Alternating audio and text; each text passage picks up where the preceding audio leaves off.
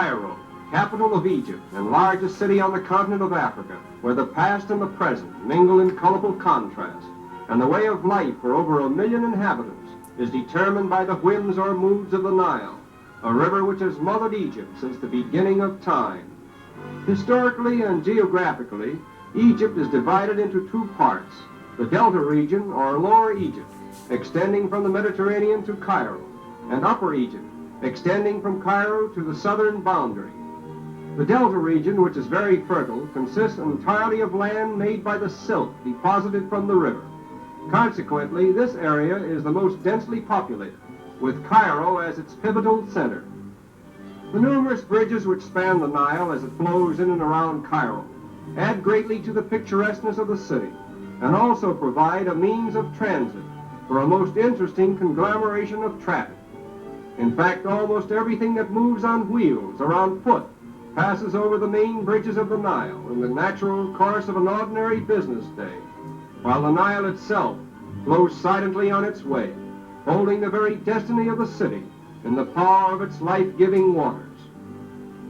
In the older sections of Cairo, we find colorful scenes, typical of Oriental life, scenes which never fail to fascinate visitors from the Occident.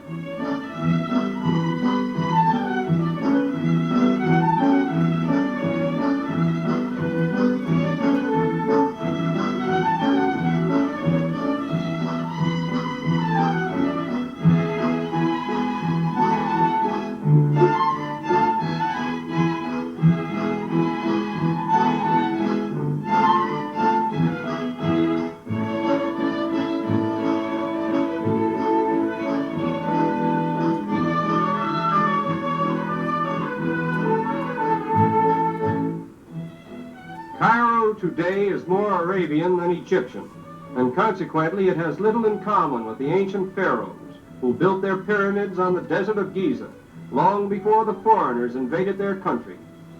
Incidentally, the camel is not a native of Egypt, as is generally supposed, and nowhere in the ancient records of that country is there any evidence, either in writing or pictures, of a camel. Contrasting with the older sections of Cairo are the modern quarters, built after the fashion of French cities. Here we find all the housing innovations of the 20th century and the comforts of home life, comparable with the best in the cosmopolitan cities of the Occident. Cairo is the center of Muslim learning, the majority of its inhabitants being followers of the Mohammedan religion. Consequently, it is noted for its picturesque mosques, one of the most famous of which is that of the Muhammad Ali Mosque, which was built about 100 years ago, during the reign of Muhammad Ali, founder of the present royal house of Egypt.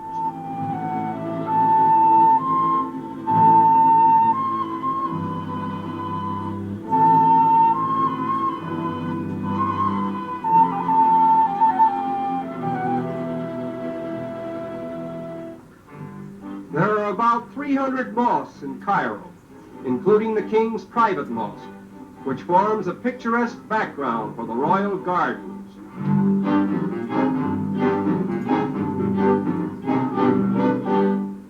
Here we had the rare privilege of photographing a few of the servants from the royal household in their full regalia, looking as if they had just stepped out of a colorful page from the book of the Arabian Nights' entertainments.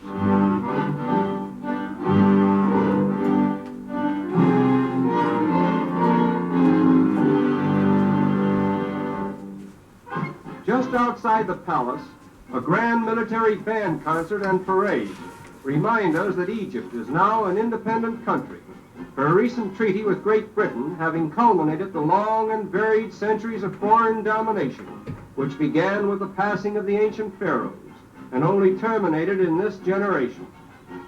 Naturally, Egypt feels the full responsibility of her independence, and she is proudly developing an army that is a credit to her status among the nations of the world. The uniforms worn by the officers and men are original in design and bear little or no resemblance to those worn by the foreign legions that formerly occupied Egypt. This style of uniform is worn by the officers of the cavalry, and here we see the style selected for the officers of the infantry. But aside from the uniforms, the men who wear them are fine examples of the types of soldiers that Egypt is developing, with all the pomp and glory of a country that feels the thrill of newborn independence.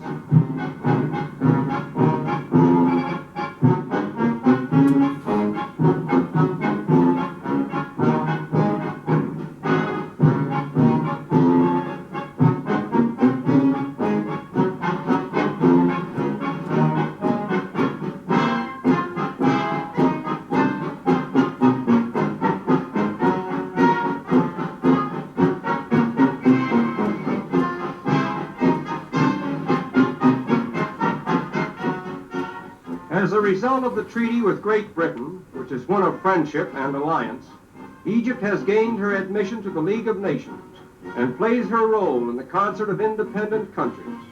It is understood, however, that in the event of war, either of the contracting parties will immediately come to the aid of the other in the capacity of an ally. Perhaps of greater importance in the training of a modern army is the interest in modern education, which has suddenly taken hold of Egypt.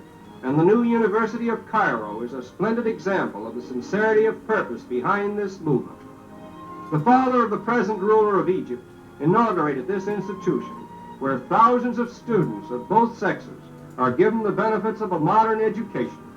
One of Cairo's many interesting attractions is the swimming pool at the Mina House, built on the very edge of the desert, within the shadow of the Great Pyramid of Giza. A contrast which reminds us of the long road between Egypt's past and present, where the laughter of 20th century merriment floats across the desert to where the oldest relics of man stand in silent testimonial to an age that we feel must have been shackled in the chains of slavery. The pyramids, situated as it were on the very rim of civilization, stand like missing links between the known and the unknown. The past, present, and future are here blended into monuments which have defied the ravages of time.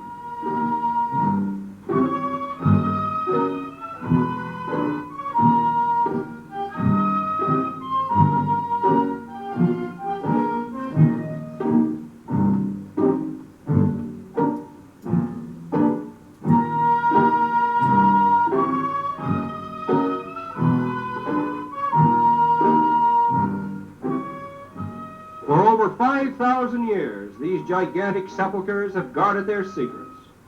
The royal mummies shut within their massive stone walls were plundered long ago, but the mighty masonry still stands, and the silent Sphinx still looks out on the valley of the Nile, as if guarding the pyramids from the onslaught of civilization.